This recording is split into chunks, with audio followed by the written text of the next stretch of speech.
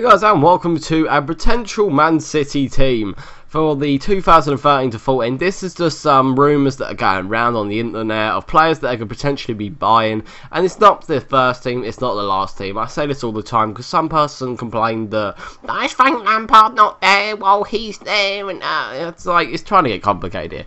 They're going to make a couple of signings. They have to make a signing defence. So, on right back, obviously, unfortunately, Sagna, obviously he's just left the club Arsenal because he was named. He didn't sign his new contracts. They offered him a pretty shitty contract, as usual, they do with everyone who's over about the age of 30.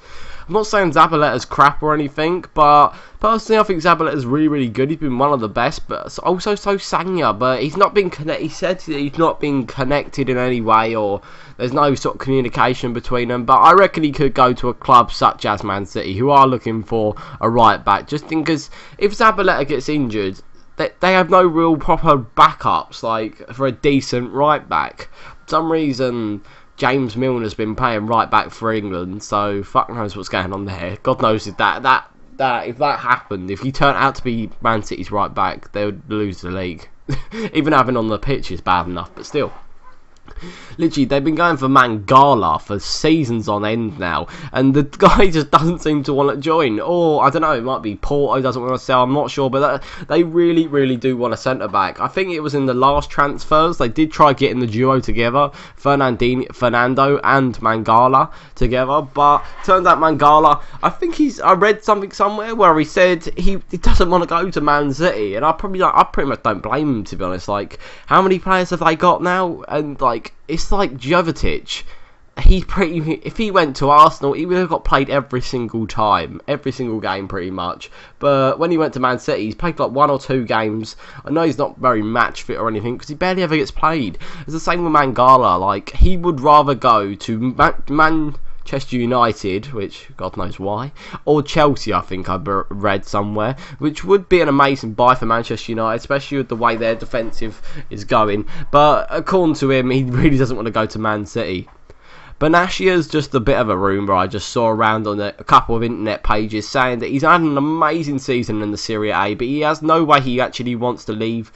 I think it's Torino? No, it's not. It's fuck, I can't remember off the top of my head, but he doesn't really want to leave them. But he's been offered a really crappy wage. Like, I don't know how old he is or anything, but he has had an amazing season.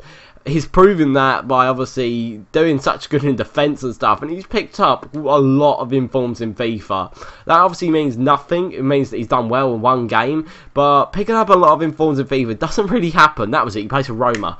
I remember now. He's picked up about 3 or 4 informed, and he got a team of the season card, which is amazing. It's an absolute immense, and he got upgraded. So literally, this guy's just come out of nowhere and become an absolute beast. I believe you say Benassia. Galcleish is going to be their left back because I believe Kolarov's actually linked with Bayern Munich, or actually being sold to Bayern Munich, because Bayern Munich, they have no, not Bayern Munich, I think it's Dortmund. One sec. Fuck. I don't know, it's Dortmund or Bayern Munich, it's one of them two. Yeah, I think it might be Bayern Munich, but still.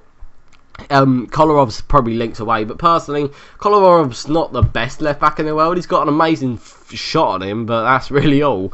Fernando, like I said, with Mangala, they are looking for someone in the central defensive sort of area because all they have really is Javi Garcia, who barely ever gets played. I love that guy on Ultimate Team, which has had nothing to do with this.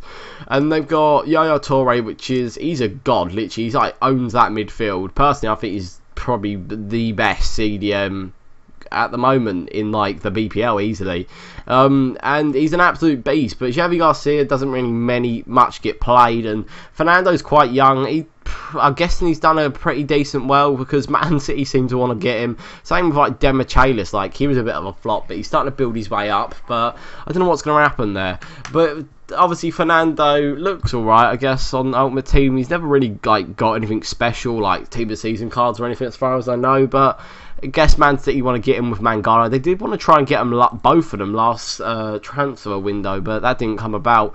So guys, the rest of the team's just what I thought. So Yaya Toure, AZN 88 or an 87 rated. David Silva had an amazing season on that left mid area. Negredo, I don't know about Negredo. They got, how many strikers now? They got Dzeko, Aguero, Jovetic, and Negredo. That's 4 amazing strikers who two of them, three of them at the most, get played, like Aguero and Negredo. They do sometimes play two up front, but I just went for this formation to make it easier. And Navas, I think he's really, really good, and I absolutely love him. That pace is injectional. But guys, if you have enjoyed this video, as usual, make sure you hit that like button, subscribe if you're new around here, and you are smashing the like button and loving these videos. So I'm going to make sure I keep bringing them out to you. But thanks for watching, guys, and I hope you have a very nice day. Goodbye.